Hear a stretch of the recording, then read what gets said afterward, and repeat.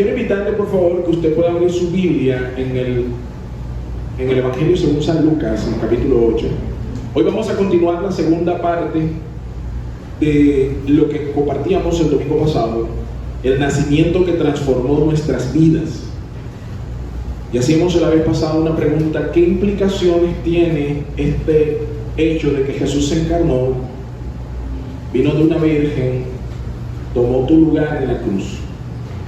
¿Y qué impacto tiene eso para tu vida, para tu familia, para tu entorno? Entonces hoy quisiera poder seguir meditando sobre el nacimiento que transformó nuestras vidas. ¿Cuál fue el nacimiento que transformó nuestras vidas?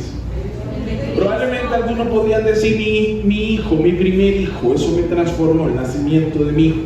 Yo creo que muchos de los que somos padres aquí podríamos decir, estaríamos de acuerdo en pensar que tener un hijo es algo que sin duda alguna cambia muchas cosas de nuestras vidas. Así que algunos podrían decir que ese es un nacimiento que transformó. Sin embargo, se queda corto ante la magnitud de este nacimiento, el nacimiento de Jesús. Porque Él no solamente transformó las formas en las que nosotros llevamos ciertas actividades diarias y cotidianas. El advenimiento de un niño a un hogar, a una familia, cambia el estilo del sueño, sino que pregúntenle aquí a las madres cuando están con un niño lactante.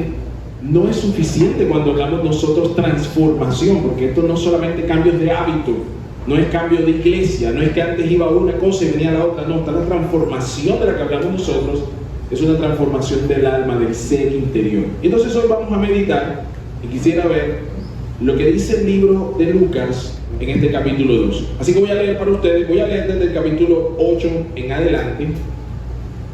Dice la palabra de Dios: había pastores, en la misma región, que velaban y guardaban las vigilias de la noche sobre su rebaño.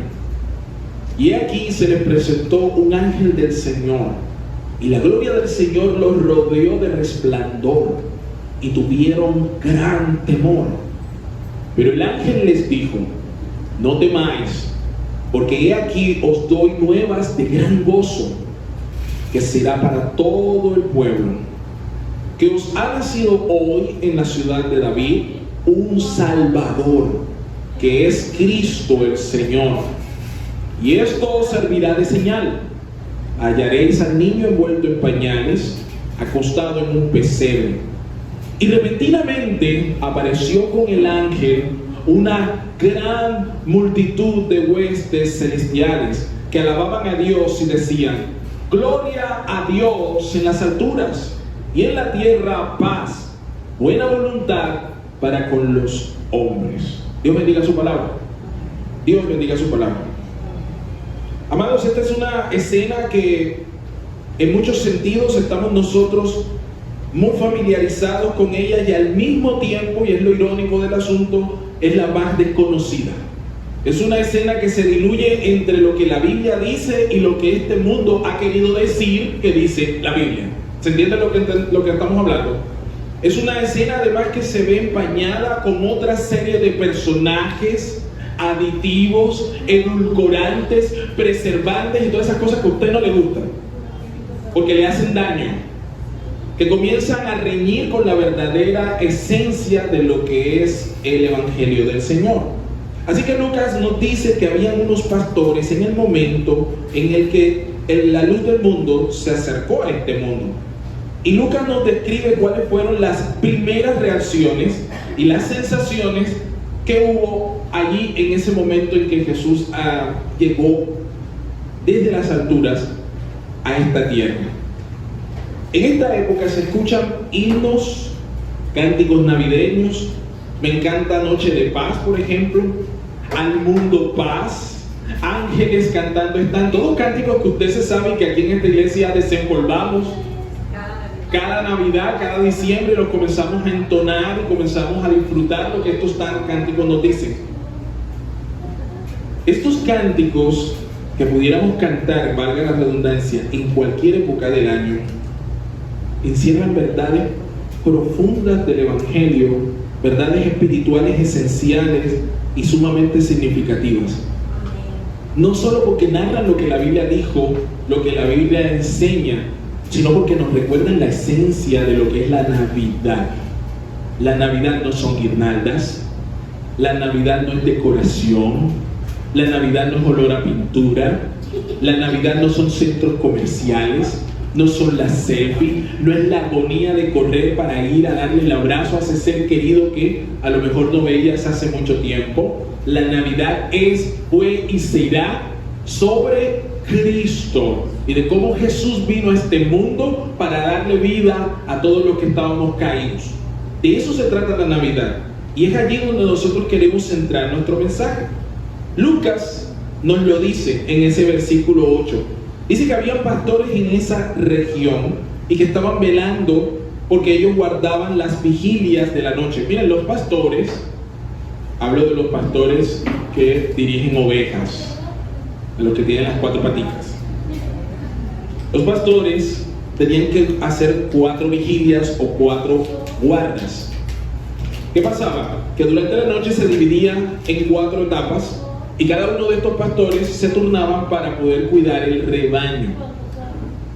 Así que en medio de esas vigilias, es lo que nos dice la Biblia, mientras velaban los pastores que cuidaban esos rebaños, allí apareció un ángel.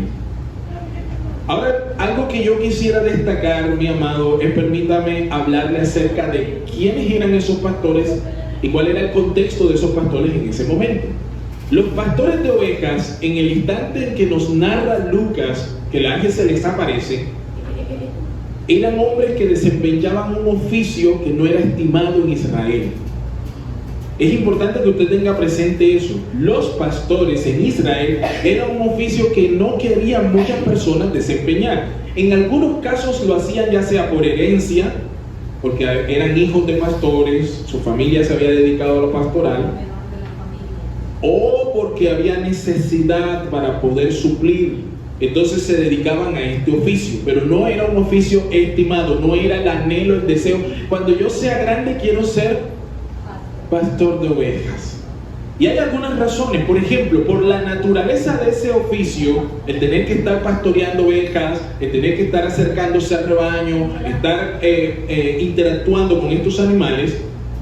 Los hombres que hacían parte del oficio de ovejas rompían algunas de las reglas de pureza ceremoniales. Por tanto, el estado permanente de estos hombres, según la ley, eran de hombres inmundos. Ellos tenían que hacer unos procesos de santificación para poder hacer parte de las actividades eclesiásticas. Entonces usted se podrá imaginar, en aquellos días, estar en la pastoral, te limitaba el acceso a lo que tenía el resto de la gente, porque tú ya estabas en un estado de contaminación según la ley. Tenías que hacer un ritual para purificarte. ¿Usted me está siguiendo allí? Otra característica que tenían los pastores de ese momento es que además tenían la fama de apropiarse de lo que no era de ellos.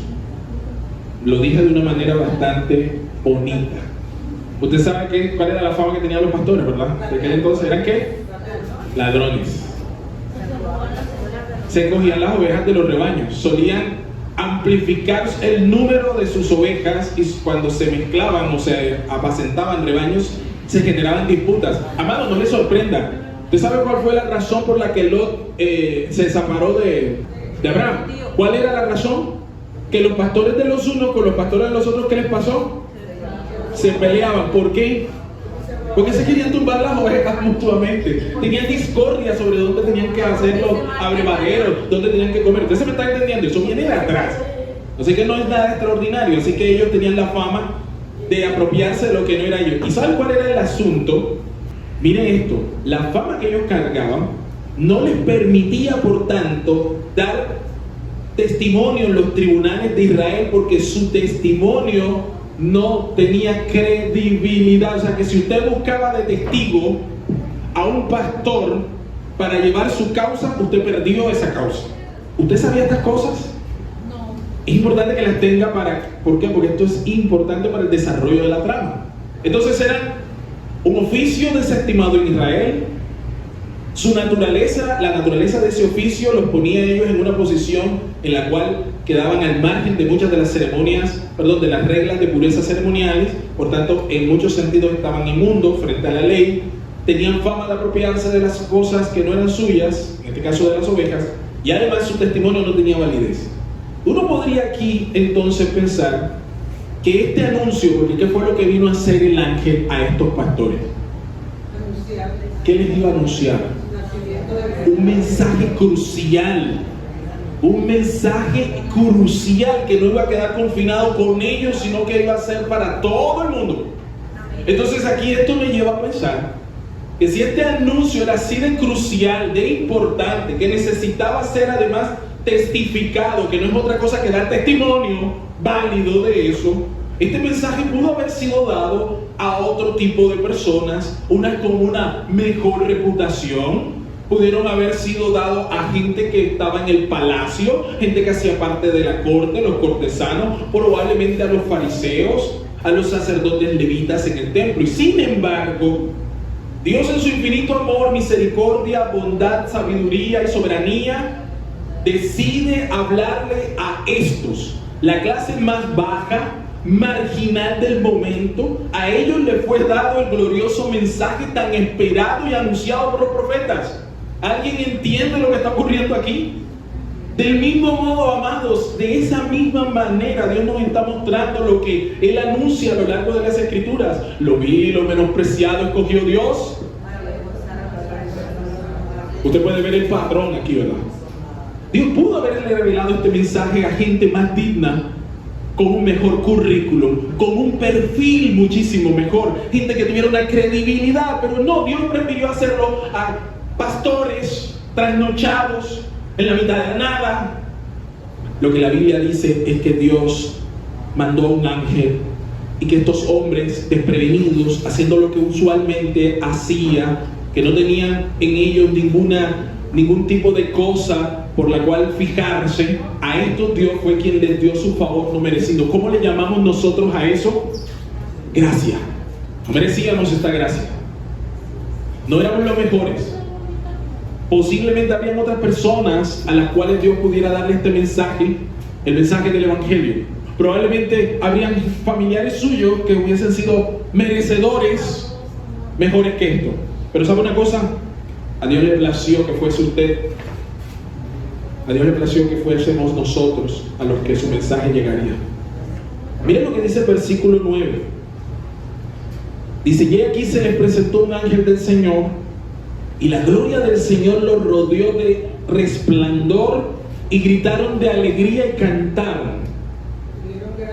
¿Qué dice allí? Hicieron fiesta. Salieron corriendo y comenzaron a tocarse entre ellos. ¿Qué dice la Escritura? ¿Cuál fue la reacción que ellos tuvieron cuando se apareció el ángel? Tuvieron gran temor. No tuvieron miedito. No, dice que tuvieron como gran temor. Y es natural. Mire, si usted revisa el testimonio de las Escrituras respecto a las manifestaciones del Señor, la manera en la que Él se aparece, lo que se llama normalmente esas teofanías, la respuesta del ser humano es siempre terrorífica y espanto. ¿Por qué, pastor? La Biblia dice que la gloria del Señor primero los rodeó de resplandor. Es decir, que se presentó de misma manera, y aquí vemos algunos precedentes similares, se presentó del mismo modo como se le apareció la nube de gloria en el desierto a Israel. Cuando la carroza trono de Jehová se le apareció a Ezequiel allá en aquel río, no vemos a Ezequiel gritando, bailando. ¿Qué vemos ahí? Exclamando que estaba muerto. Dice que sintió como que desfallecía. Isaías, cuando se tropezó con las faldas del Señor que llenaban aquel templo, dice: ay de mí que soy hombre muerto. Y cuando se encontraba en aquel momento en la isla de Patmos, Juan, y se encontró frente a frente al Hijo del Señor, cuyos pies eran como bronce bruñido, que su espada era como su lengua era como una espada, que sus cabellos eran blancos, que tenía un cinto que decía santidad. ¿Cuál fue? Dice la Biblia que sintió como morir y un ángel tuvo que agarrarlo. Encontramos un patrón aquí. La presencia del Señor, amados, nos conmueve, genera temor. Cuando dice aquí la Biblia que se aparecieron ángeles, por favor, no imagine ángeles como nos los pintaron en el Renacimiento. Ustedes saben, las pinturas renacentistas pintaban a los ángeles como si fueran pequeños bebés, rechonchitos con con alitas, en unas versiones más estilizadas, hombres esbeltos, con finas túnicas, con alas como las de palomas, ¿verdad? Y arpas. Así nos las pintaron. Y probablemente cuando usted le habla de ángel, usted viene con esta visión. Pero la verdad es que la Escritura nos pinta otra cosa. Cuando estos hombres ven a este ángel, a este enviado, a este mensajero, ahí le dice que tuvieron temor y se espantaron. Así como se espantaron los discípulos cuando vieron a Jesús levantarse en la proa del arca y desde ahí gritar con fuerte y clara voz: ¡calla y enmudece! ¿Y cuál fue la sensación de Pedro? ¿Qué fue lo que dijo? ¿Quién es este que hasta el viento y el mar le obedecen? Amado, hay una gran distancia. Cuán lejos están los cielos de la tierra, así es la presencia del Señor distante con el ser humano. Estos ángeles tan solo eran criaturas, pero que estaban ministrando la presencia del Señor. Imagínense, en medio de esa soledad, en medio de la oscuridad de la noche, ese tremendo resplandor inexplicable llegaba y de repente tenían contacto con esta criatura que venía ministrando del santo, santo, santo. Apártate de mí que soy pecador, escuchábamos nosotros expresiones como esa. ¿Esto qué significa, pastor? Cada vez que la Escritura muestra que había un contacto con lo sobrenatural del Señor, la Biblia nos enseña que el ser humano tenía temor y espanto. Los encuentros con el Señor que fueron registrados producen espanto. La majestad del Señor, su inmensidad, su omnipotencia revela nuestra fragilidad humana, nuestra fragilidad carnal y nuestro pecado. Cuando Isaías dijo: ay de mí, que siendo hombre impuro de labios y que está en medio de un pueblo igualmente impuro, estoy muerto. Isaías entendía que estaba acercándose al diferente. Cuando Pedro vio a Jesús decir: calla y enmudece, él sabía que ese no era como él, que este hombre no era igual a los demás hombres. Este no era simplemente un profeta, este no era solamente uno que hablaba o predicaba, este era distinto, es diferente, es extraordinario. Y es ese nacimiento de este ser extraordinario que nosotros celebramos en Navidad. Por eso estos hombres tuvieron temor, porque vieron su fragilidad, vieron su carnalidad. Ahora el versículo 10 es también una de las formas en las que solemos ver la reacción de parte de los ángeles o de las criaturas celestiales cuando se trata de lidiar con hombres a los que les van a dar un mensaje.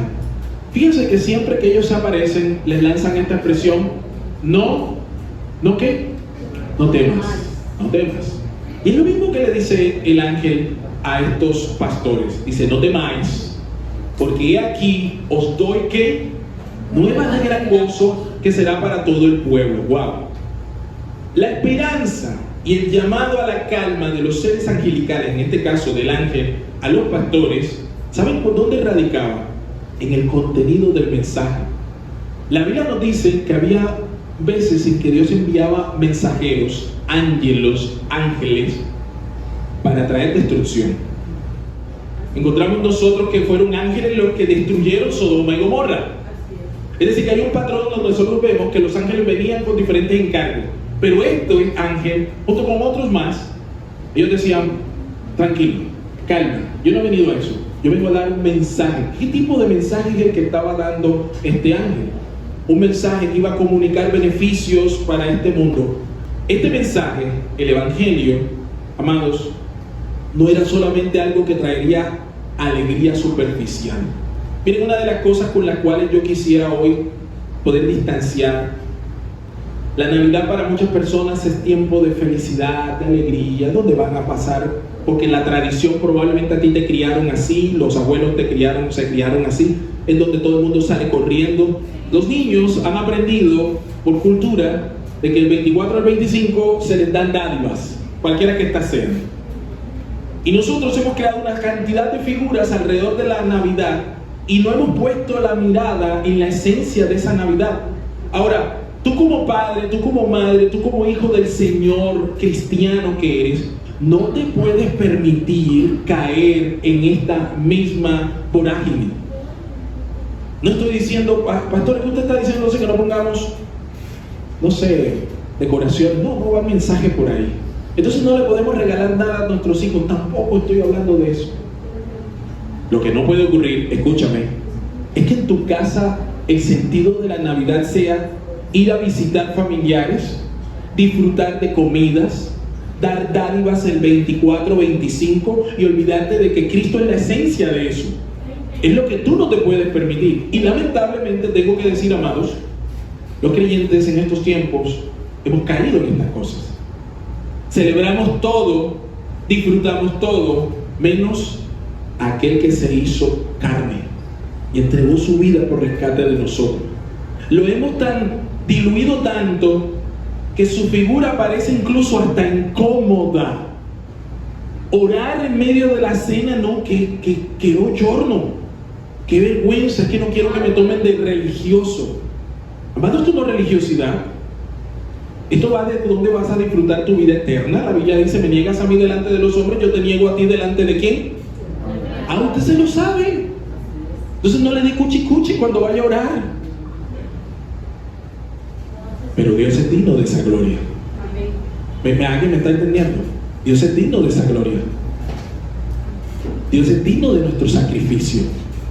Así sea uno que diga: mi casa y yo serviremos al Señor. Amado, estamos haciendo una diferencia. Yo no estoy diciendo que usted no ponga arbolito, que no ponga... No va el mensaje por ahí. De lo que digo es que usted, como hombre, mujer, cristiano, cristiana, hijo del Señor, usted tiene que tener claro que así como hubo un ángel que anunció la llegada de este mundo y provocó en el corazón de los oyentes una respuesta, usted tiene que también traer a su casa intencionalmente la idea de quién es la esencia del Evangelio en su hogar. Sus hijos no lo van a aprender por antonomasia, por ósmosis, por transición. No lo van a aprender. Lo que van a aprender es que Papá Noel trae regalos, que es más bonito ponerle una bombocha en el frente del carro y 2 cachos ahí, porque eso es espíritu navideño. ¿No lo ha visto? Que se van con unos cachos acá y una bolita en la frente del carro. Ese es espíritu navideño, que el espíritu navideño huele a pintura número 2, tipo 2 de Minitec de Pintuco. Que la Navidad son envueltos en hoja, que la Navidad es salir hacia los familiares, ir al pueblo, ir a tal parte, y crecen con esta idea y se olvidan que la esencia del Evangelio, que la esencia de la Navidad es que Jesús se hizo hombre y vino a esta tierra y que fue anunciado a los menos probables, a los que ni siquiera eran dignos. A ellos les anunció el Señor el Evangelio, como te lo ha anunciado a ti y a mí. Los menos probables quizás no los tan dignos, pero menos aquí, por amor al Padre, aquí estamos. Alguien dígame en esta mañana. Así que ellos tenían un mensaje, y este mensaje tenía un contenido poderoso. No se trataba de euforia de la época navideña. No era por el hecho de estar rodeados de seres queridos. No estaban rodeados de músicas. No había verbenas alrededor, no habían grandes comidas. Era una escena oscura en medio de la fría noche de la madrugada, cuando este ángel se aparece y le dice: yo tengo un mensaje que te va a dar gozo eterno. ¿Y cuál era el anuncio? Verso 11 dice: ¿cuál era el anuncio? Miren lo que decía: que os ha nacido hoy en la ciudad de David un Salvador, que es Cristo el Señor. Cristo es un título que funciona como nombre, pero principalmente es un título. Es la manera griega de decir lo que ya se decía en hebreo, que es el Mesías, el Cristo, el ungido de Jehová. Así que cuando este ángel le anuncia a los pastores, les está diciendo: ¿saben una cosa? El deseado de las naciones, aquel cuyas profecías se han dicho desde hace más de 1400 años, les digo una cosa, acaba de nacer. Mira, a mí se me pone la piel chinita. Yo digo que ya era bastante grande ver a un ángel hablar con uno. Ya eso es bastante aterrador. Pero eso pasa a un segundo plano cuando te dicen: lo que has estado haciendo, lo que tus papás y los abuelos de tus abuelos estuvieron deseando, acaba de cumplirse. El Mesías ha llegado al mundo. Y eso es la conciencia de cualquiera de los hebreos, de cualquiera de los israelitas, de cualquiera de los que estaban en esa época. Hasta el menos conocedor tenía en su cabeza claro que eso era impactante. Porque le habían dicho desde chiquito que estaban esperando un Mesías, que esperamos al Mesías, esperamos a Yeshua Mashiach, que viene el Mesías, que ya viene, que ya viene, que ya viene. Y cuando le dice el ángel, ¿sabe una cosa? Ya llegó. ¡Wow!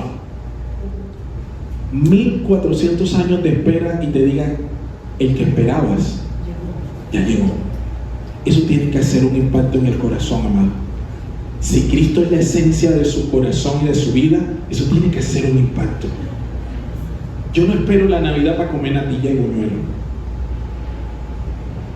No estoy esperando los envueltos, llámense hallaca, pastel, no sé, lo que ustedes quieran poner. A mí me alegra ver a mis familiares y sin duda alguna es una motivación amplia poder viajar e ir al encuentro con ellos. Pero estas cosas no son las que llenan mi alma. Me alegra más saber que mi familia tiene a Cristo que yo amo. Y me dará un consuelo enorme verles partir el día que el Señor los llama a su presencia, sabiendo que ese Cristo, por el cual fue anunciado a través de un ángel a estos pastores que no debían ser los primeros en recibir la noticia, está en el corazón de ellos. Esa es la Navidad, amado. La Navidad llega cuando Cristo entra al corazón de una vida y es transformada. Y ellos lanzaron este mensaje. Miqueas 5:2 lo dice: pero tú, Belén Éfrata, pequeña para estar entre las familias de Judá, de ti saldrá el que será Señor en Israel, y sus salidas son desde el principio de los días de la eternidad. Miqueas anunció esto, amado, antes de que sucediera aquí. Isaías capítulo 7 verso 14 lo dijo de esta manera: por tanto, el Señor mismo os dará señal. Ojo, que cuando estoy diciendo esto, faltaban 550 años para que se cumpliera lo que aquí el profeta estaba diciendo. Por tanto, el Señor mismo os dará señal. He aquí que la Virgen concebirá y dará a luz un hijo y llamará su nombre, ¿cómo? Que traducido es Dios con nosotros. Es la esencia del mensaje. Es Dios con nosotros. No son árboles, no son guirnaldas, no son pelotas, no son centros comerciales. Pastor, ¿usted tiene algo contra eso? No, amado, lo que digo es que esa no es la esencia. Y más te vale que tú lo tengas afianzado en tu corazón y que te cerciores que tus niños pequeños lo entiendan y que no se confundan. Ahí es donde nosotros tenemos que tener mucho cuidado. Y dice luego: este regalo del Padre es una ofrenda al mundo. El regalo más grande que tú le vas a dar, mira, el 24, el 25, cuando le vayas a dar a tu nene, a tu nena, a los chiquitos, a los más grandes, al adolescente, le vayas a dar la PlayStation 6. Creo que aquí no va a haber ningún bendecido con eso.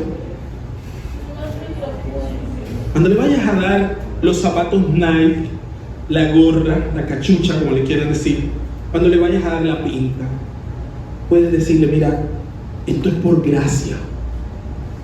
No lo trabajaste, pero Jehová, que le da las fuerzas a mami, a papi, para hacer las riquezas, en su infinito amor, misericordia y gracia te da esto. No lo mereces, porque estuviste rendiendo con esas materias. Bien, eso es otra cosa.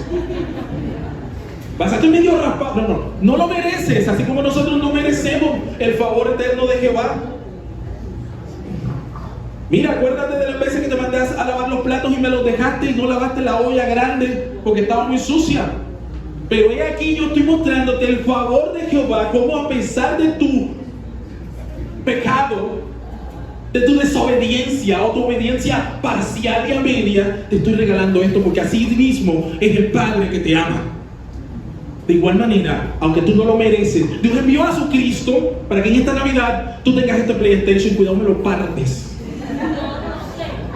Esto es agregado. ¿Alguien entiende lo que es la gracia, verdad? Isaías 9:6 lo predicamos la semana pasada.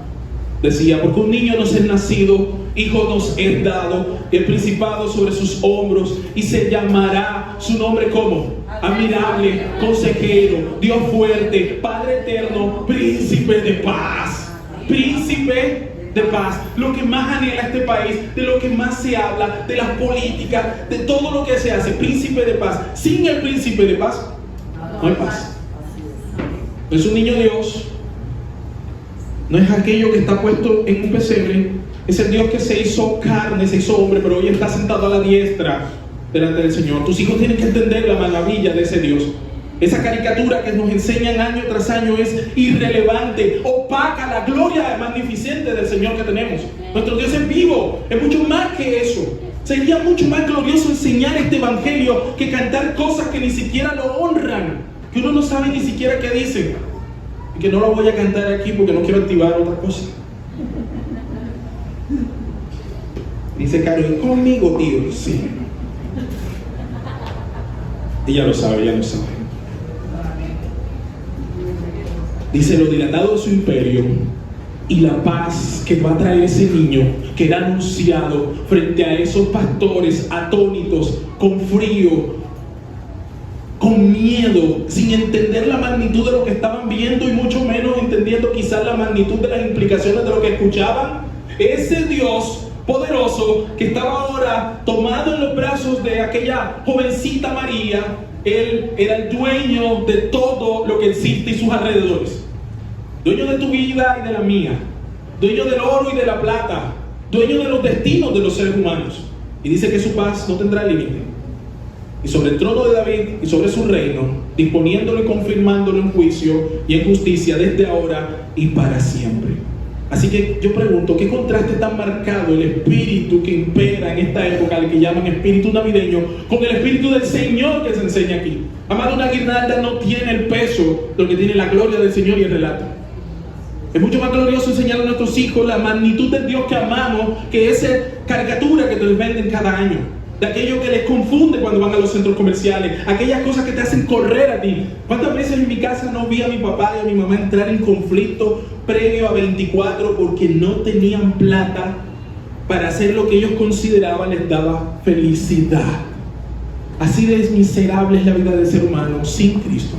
Su felicidad depende de cuántos dinero tengan en el bolsillo, la capacidad de endeudarse. Amados, esto no puede ser así, porque nuestro Dios es poderoso, grande y temible. Un Dios que nos amó desde la eternidad y por la eternidad. El mismo Dios que se manifestó en carne es el que hoy está sentado a la diestra del Padre y te dice: yo soy el motivo de esta Navidad, y quiero ser el motivo de esta Navidad y de todas las que te resten. Ese es el Señor que tenemos. Versículo 13. Y repentinamente, miren, aquí el relato lo corta bruscamente Lucas. ¿Qué es algo repentino? Algo que usted no espera, que se sale de lo que está allí. Es algo repentino, ¿verdad? Como no lo espera, le genera a usted una sorpresa. Dice, repentinamente, fuera de programa, apareció con él. ¿Con quién?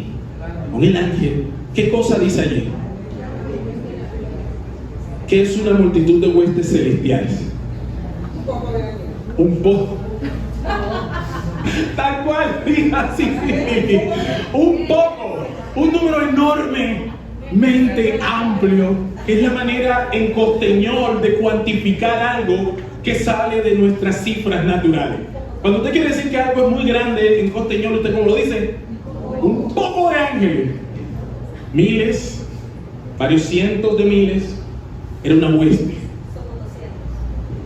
La Biblia dice que había una multitud de las huestes espirituales del Señor, las huestes celestiales. Pero miren lo que ellos estaban haciendo. ¿Qué decían? Alababan a Dios. ¿Y cuál era la letra de esa alabanza? No sabemos la música, pero nos quedó la letra. ¿Y qué decían ellos?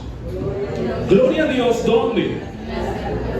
¿Y en la tierra qué cosa? ¿Y qué luego que dice? Voy a permitirme aquí meter un gancho. Aquí viene el gancho pastoral, así que agárrese. Un error frecuente al que se le atribuye normalmente a la forma en que la iglesia tradicional ha vendido este texto suele ser el siguiente: gloria a Dios en las alturas, escucha el error, y paz en la tierra a los hombres. Oye, ustedes se saben esas cosas, ¿verdad? Esas se las saben rapidito. Y dice, paz en la tierra a los hombres de buena voluntad. Es errónea esta frase. No corresponde a la traducción, no corresponde a la teología, no corresponde al sentir, no corresponde a nada.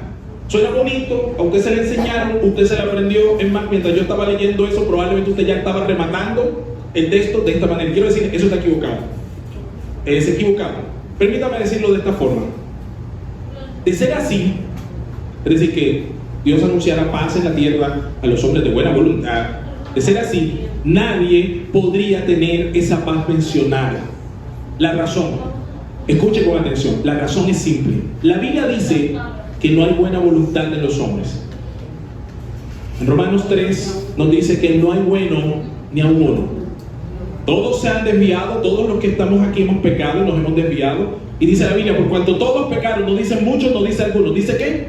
Todos. Ese es un cuantificador como universal, lo abarca todo. Para todo ser humano que cumpla la condición de ser humano, ¿qué significa? Que pecó. Dice la Biblia que por cuanto todos hemos pecado, estamos destituidos de la gloria de Dios. Y dice además, por tanto, la paga del pecado es ¿qué? Muerte. Pero ese texto no termina allí, no hay un punto, lo que hay es una coma. ¿Qué significa eso? Por cuanto todos pecamos, estamos destituidos de la gloria de Dios y la paga del pecado es muerte, coma, más la dádiva. ¿Qué es una dádiva? ¿Qué es una dádiva? Dígalo fuerte.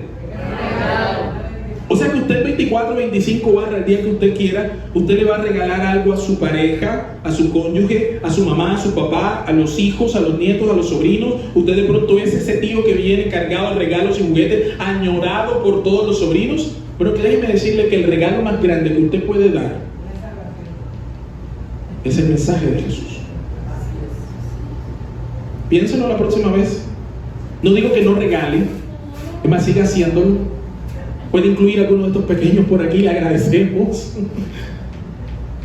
Pero dice la Biblia, la paga del pecado es muerte. Todos vamos a morir. Esa es nuestra paga. Esto afirma esa expresión. Ratifica la regla. Como todos pecamos y ninguno de nosotros ha eludido la muerte, ni la podrá eludir, entonces la afirmación es positiva. Significa que tú pecaste. Porque si lo otro se cumple, lo primero también. Lógica. Es tautología. Como todos pecamos, estamos destituidos. Dios no nos dejó así. La respuesta del mal del hombre es el regalo de Dios. ¿Y cuál es el regalo? Cristo es la dádiva. Cristo es el regalo para el problema más grande que tiene el hombre. El regalo de Dios, su dádiva, es Cristo, el Mesías anunciado aquí. Lo que se está anunciando no es un niñito que nació, no es una virgen que concebió, no es una estrella que está sobre ese portal de Belén, no es la idea de que habían animalitos allí. Lo que se anuncia es que lo que nace de ese vientre virginal va a solucionar el pecado tuyo y mío, el problema que nos separaba desde siempre. Ahora en Cristo Jesús tenemos entrada confiada al trono de tu gracia. Tus hijos necesitan oír ese mensaje, necesitan entender ese mensaje. Tu pareja necesita escuchar ese mensaje. Tu lío no es que no tengas plata para regalar este año las cosas que regalaste el año pasado. Tu lío es que tienes un problema llamado pecado, que estás destituido de la gloria del Señor, pero Dios ha entregado un regalo, una dádiva. ¿Se llama cómo? Jesucristo. ¿Para qué quiere decir todo esto, pastor? Que la gracia y el favor son la buena voluntad del Señor. Ahora ese texto tiene sentido. Volvámoslo a leer. Gloria a Dios en las alturas. ¿Para quién es la gloria en la Navidad? ¿Para ti? ¿Para tus familiares? ¿Para la iglesia? ¿Para el pastor? ¿Para los líderes? ¿Para quién es la gloria? Pregunto, ¿tu casa glorifica al Señor? Voy a tu casa y voy a encontrar que tu casa apunta al Señor. Glorifica al Padre. Tus conversaciones hoy en torno a esta época navideña glorifican al Padre. Tu manera de criar a tus hijos glorifican al Padre. Tu manera de amar a tu cónyuge glorifican al Padre. Porque lo que este ángel está diciendo es, y no solo uno, dice que fueron ¿cómo? Una multitud, un poco de ángeles decían lo mismo. Gloria a Dios en las alturas, en primer lugar. Y luego, como a situación remanente, es decir, se desprende de eso, dice, y en la tierra, si en las alturas va a haber gloria para Dios, lo que va a ocurrir en la tierra es, ¿por qué? Por la buena voluntad del Señor. Hagamos ese cruce. Isaías en el capítulo 61 dice, el Espíritu de Jehová está sobre mí y me ha ungido para anunciar ¿qué cosa? Las buenas nuevas. Y cierra luego, el año agradable de Jehová y de su buena voluntad. ¿Estás entendiendo? Es lo mismo. La buena voluntad no son de los hombres, amados, no se confundan. No es de los hombres, la buena voluntad es del Padre que, sabiendo que el hombre está muerto, Él se hace propicio y envía a su Cristo, a su único Hijo, en rescate tuyo y en rescate mío. Debíamos pagar, pero pagó Él. Ese es el amor más grande, que Él envió a su Hijo para que muriera por ti y muriera por mí, cuando tú y yo no lo merecíamos. Eso es el Evangelio. El Evangelio va de que nosotros le amamos porque Él nos amó primero. Y esa es la esencia del llamado. Por eso usted puede perdonar. Por eso usted puede dar la otra mejilla. ¿Por qué? Porque Cristo tuvo ese sentir primero. Y como nosotros somos sus seguidores, sus discípulos, nosotros hacemos lo que el Padre dice, lo que el Padre quiere. Señor, he aquí, decía María, he aquí la esclava del Señor. Haz conmigo conforme a tu voluntad. ¿Cuántos quieren hacer eso? Jesús es la paz anunciada. Él es el príncipe de paz. Solo Cristo, y a través de Cristo el hombre puede experimentar paz verdadera. En Romanos 5:1 dice: justificados pues por la fe, tenemos paz para con Dios mediante nuestro Señor Jesucristo. Romanos 5:1 dice: justificados pues ¿por quién? Por quien también, es decir, por Cristo, también tenemos entrada por la fe a esta gracia, en la cual estamos como firmes, y nos gloriamos en ¿qué cosa? Una esperanza de gloria de Dios. Esta tierra necesita mucha paz. Esta ciudad necesita paz. Tu familia necesita paz. ¿Cuál fue el resultado de este encuentro con los ángeles? De los pastores. Verso 15. Sucedió que cuando los ángeles se fueron, es decir, cuando se acabó el culto, cuando se terminó la enseñanza, cuando usted ya no está metido en esto, ¿cuál es el resultado que hubo en los pastores? Dice que ellos se fueron de ellos al cielo. Los pastores se dijeron unos a otros: pasemos pues ¿a dónde? Y veamos esto que ha sucedido y que el Señor nos ha manifestado. Verso 16. Entonces se hablaron. La consecuencia fue que creyeron y fueron, es decir, creyeron y fueron obedientes. Verso 16. Vinieron pues apresuradamente y hallaron a María y a José y al niño acostado en el pesebre, y al verlo dieron a conocer lo que se les había dicho acerca del niño. No se quedaron solo contemplando, no estaban viendo cómo la mula se comía la pajita. Lo que dice es que ellos hablaron, es decir, testificaron. ¿Quiénes? Los tipos menos indicados para hacerlo. Lo que dice la Biblia es que al verlo, dieron a conocer lo que se les había dicho acerca del niño. ¿Y cuál fue la reacción de los que estaban allí? Verso 18. Cuando lo oyeron, ¿qué pasó? Verso 19. María guardaba estas cosas en su corazón y las meditaba. Y luego verso 20 que dice: y volvieron los pastores, ¿cómo? Por todas las cosas que habían oído y visto, como se les había dicho. Entonces, miren acá. Cuando el Señor intervino en este nacimiento sobrenatural, pasaron las siguientes cosas. Los pastores que eran incrédulos y miedosos, ¿qué pasó? Ahora creían y fueron a Belén y vieron al niño. Fueron obedientes. Los pastores que inicialmente estaban temblando, ahora terminan como glorificando y alabando al Señor. ¿Qué más pasó aquí? Todos los colleros que no eran los pastores se maravillaron, y dice la Biblia además, creyeron. O sea que la testificación de estos hombres que habían sido transformados desde su interior no fue un impedimento a su reputación para que el mensaje de Cristo llegara donde tenía que llegar y cumpliera el efecto que tiene que cumplir. Yo no sé si tú eres el pastorcito mentiroso de esta sala, pero yo te puedo decir que Cristo puede cambiar tu naturaleza. Y aunque antes no te creían, ahora testificando en el Señor, van a creer. ¿Alguien dice amén? Y finalmente dice la Biblia que meditaban todas estas cosas. Y luego, verso 20, y este es el cierre: volvieron los pastores glorificando y alabando a Dios por todas las cosas que habían oído y visto, como se les había dicho. ¿Cómo va a volver usted a esa casa? Escúchame, vas a regresar a tu casa después de esta mañana procurando que esta verdad del Evangelio te transforme. Mira, amado, mire para acá. Estos pastores llegaron de una manera y se fueron de otra. Es la esencia de este mensaje. Ellos llegaron atemorizados, siendo personas las cuales tenían una fama que les precedía, no muy grata. Pero cuando llegaron y se expusieron a lo que Dios quería hacer en sus vidas, la Biblia dice que ellos no se volvieron igual a como llegaron.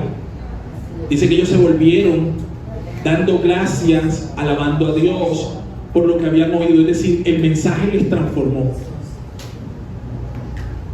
Haber visto a Jesús les transformó. Haber confirmado el nacimiento de Cristo les transformó. Por eso, para este cierre yo pregunto, ¿cómo te vas a devolver a tu casa? Aparte de lleno, inflamado quizás algunos. Gozoso no es malo, pero yo no quiero que usted se vaya aquí solamente lleno, contento, gozoso, incluso esperanzado. Quiero que te vayas transformado. Que tú tengas en tu cabeza claro que Cristo es el epicentro de todo. Esto es lo que hace la diferencia en el mundo. Lo que hace la diferencia es el Señor.